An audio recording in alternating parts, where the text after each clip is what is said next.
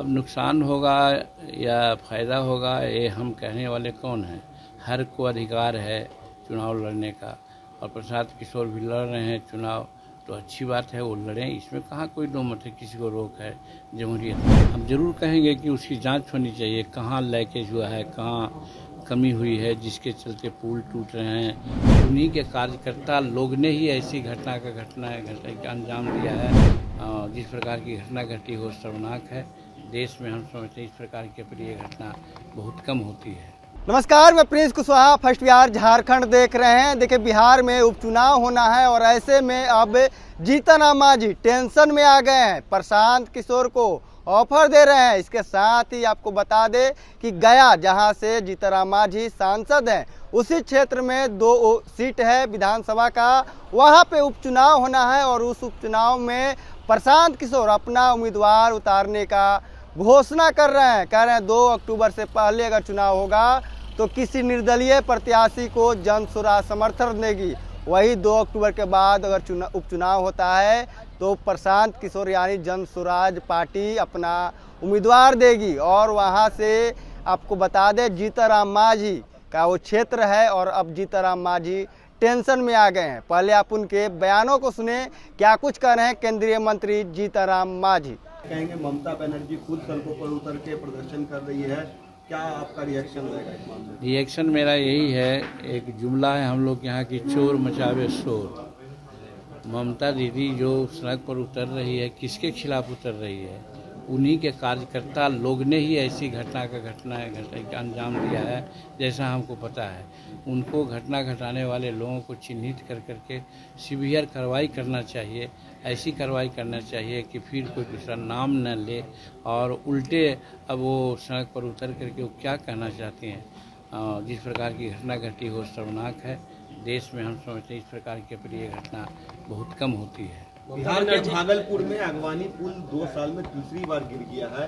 सरकार पर और विभाग पर बहुत बड़े सवाल खड़े हो रहे हैं, क्या कहेंगे? हम जरूर कहेंगे कि उसकी जांच होनी चाहिए, कहाँ लीकेज हुआ है, कहाँ कमी हुई है जिसके चलते पुल टूट रहे हैं। एक पुल नहीं, सीरीज ऑफ द पुल टूट रहे हैं। तो जरूर लगता है कहीं न कहीं बनावट में कमजोरी होगी। इसका जांच होना चाहिए और जो इसके लिए जवाबदेह हैं उसको दंडित करना चाहिए। और फिर इसमें हम एक बार और बोले हैं कि ये क्या है कि इसी साल सारे पुल टूट रहे हैं, पहले पुल क्यों नहीं टूटे थे? तो कहीं न कहीं ऐसा लगता है कहीं कोई राजनीतिक षड्यंत्र तो नहीं है जिसके चलते सरकार को बदनाम करने के लिए इस प्रकार की बातें हो रही है। प्रशांत किशोर बाई पोल लड़ने जा रहे हैं। बिहार में राजनीतिक पार्टी की शुरुआत हो रही है, क्या कहेंगे इस पर? क्या कुछ नुकसान होगा एनडीए को इनके पार्टी बनाने से चुनाव लड़ने? अब नुकसान होगा या फ़ायदा होगा ये हम कहने वाले कौन हैं। हर को अधिकार है चुनाव लड़ने का, और प्रशांत किशोर भी लड़ रहे हैं चुनाव, तो अच्छी बात है वो लड़ें, इसमें कहाँ कोई दो मत है, किसी को रोक है जमहूरियत में।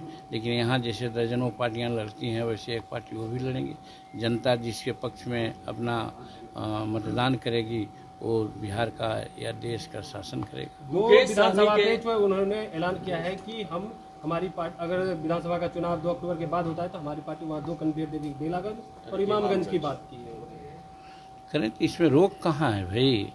इसमें तो जनतंत्र है, जमहूरियत है, चुनाव लड़ने का सबको स्वतंत्रता है और अगर वो लड़ना चाहें तो लड़ें, इसमें कहाँ कोई दो मत है।